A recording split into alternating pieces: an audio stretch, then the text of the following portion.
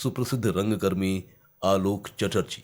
दिलीप साहब जितनी ऊंची शख्सियत के ऊंचे पायदान के अभिनेता थे, उतने ही संवेदनशील भावुक इंसान भी थे। वो एक इंडियन स्क्रीन के ऐसे एक्टर हैं जिन्होंने रियलिस्टिक एक्टिंग या मेथड एक्टिंग को जन्म दिया इंडियन स्क्रीन पर। उनसे पहले और उनके समकालीन लोग बहुत शैलीबद्ध अभिनय करते थे और दिलीप कुमार ने देवदास में ही वो रियलिज्म को हासिल कर लिया था, जैसे 2.5 साल बाद मर्लिन ब्रांडो गॉडफादर में हासिल कर पाए थे। दिलीप साहब को फारसी उर्दू का गहन अध्ययन था, अंग्रेजी पर और हिंदी पर भी जबरदस्त पकड़ थी और हमारे देश की पहली भोजपुरी फिल्म भाषा में गंगा जमुना उन्होंने ही प्रोड्यूस की थी। तो वो एक संस्थान थे, वो एक स्कूल थे जिसकी ओर लोग सिर उठाकर देखते थे मदद के लिए, प्रेरणा के लिए। दिलीप साहब अपनी जिंदगी को बहुत इज्जत के साथ पर्सनली रखते हुए, सार्वजनिक जीवन में रहते हुए भी हर तरीके से विवादों से दूर रहे और समाज की मदद के लिए भी उनसे जो कुछ हो पड़ा वो अपने स्तर पर करते रहे। जब तक उनकी स्मृति थी वो नियमित रूप से सायरा जी की बनाए जाने वाले सीरियलों की शूटिंग में भी जाया करते थे और मैं सायरा जी के वो भी बहुत बहुत नमन करता हूँ, प्रणाम करता हूँ, क्योंकि सायरा जी ने जिस तरह से पिछले 20 साल से दिलीप साहब को संभाल के रखा, एक स्त्री और एक पत्नी के रूप में जिस परंपरा को निभा, वही हमारी भारतीय संस्कृति और परंपरा है। किसी भी सूरत में साथ न छोड़ना, 7 जन्मों का वो साथ, सायरा जी ने उस काम को कर दिखाया है। दिलीप साहब का सिनेमा मतलब का, सामाजिकता का, उद्देश्य का सिनेमा था। नाटकों की दुनिया के प्रसिद्ध कलाकार श्री संजय मेहता।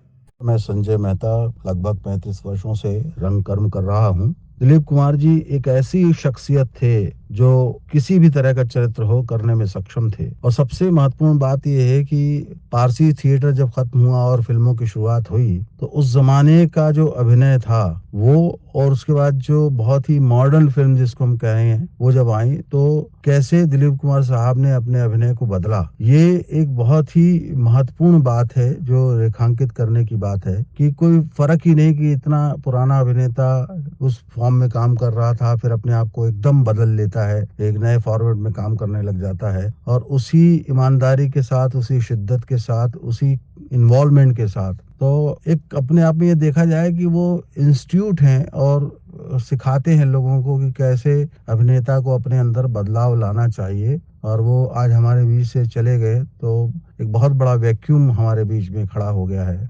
प्रसिद्ध नाट्य निर्देशक और अभिनेता नजीर कुरैशी। यूं तो दिलीप कुमार को ट्रेजेडी किंग कहा जाता है, लेकिन हकीकत यह है कि वो अभिनय की एक ऐसी किताब थे जिसमें हर फिल्म ने एक नया अध्याय लिखा।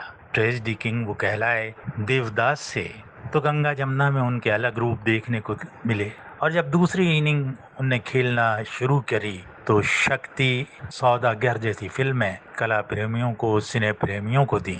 उनका व्यक्तित्व अपने आप में बेमिसाल था। भोपाल से उनका नाता लोग कहते हैं कि बहुत गहरा रहा। नया दौर की जब शूटिंग हुई थी उस दौरान वो तकरीबन 2.5 महीने भोपाल में क़याम किए थे। इसके अलावा जब स्वर्गीय गुफरान आज़म ने भोपाल में संजय मेमोरियल क्रिकेट टूर्नामेंट का आयोजन किया था, मुख्य अतिथि के रूप में दिलीप कुमार और सायरा बानो भोपाल आए थे। भोपाल के टीटी नगर स्टेडियम में दिलीप साहब ने सायरा बानो के साथ खुली जीप में एंट्री ली थी। स्टेडियम अभिभूत होकर उनके अभिवादन में खड़ा होकर तालियां बजा रहा था। वो दृश्य देखने लायक था। मेरा नाम वसीम खान है, फिल्मों और थिएटर में काम करता हूँ। दिलीप कुमार एक लीजेंड पर्सनालिटी हमारी इंडस्ट्री से चले गई, लेकिन भारतीय सिनेमा को बहुत कुछ दे गए वो। यही वजह है कि उन्हें लोग कभी नहीं भुला पाएंगे। वो बता गए कि अच्छे अभिनेता के साथ साथ अच्छा इंसान होना भी बहुत ज़रूरी है, तभी उसकी कला में निखार आता है।